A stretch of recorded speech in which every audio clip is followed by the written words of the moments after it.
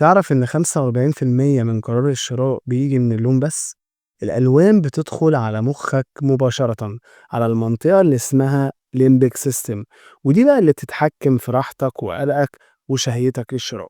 تعال بقى أقولك إيه هي الألوان اللي بيستخدموها وبيستخدموها في إيه. اللون الأحمر بيديك سرعة واندفاع، عشان كده بقى تلاقيه في السيل وركن التصفية في المحلات. أما بقى اللون الأصفر بيديك شد انتباه، هتلاقيه في اليافطات وركن الأطفال. أما بقى اللون الأزرق بيديك راحة وثقة، هتلاقيه بقى بيستخدموه في الصيدليات ومحلات الإلكترونيات. أما بقى اللون الأخضر بيديك صحة وانتعاش، عشان كده هتلاقيه موجود في محلات الخضار والفاكهة. أما بقى اللون الأسود بيديك فخامة للمنتجات الغالية زي الساعات والعطور. أما بقى اللون الأبيض بيديك نظافة ومساحة، هتلاقيه في محلات الأجهزة والبراندات الكبيرة. من الآخر كده اللون اللي حواليك بيبيع لك قبل ما البايع يتكلم.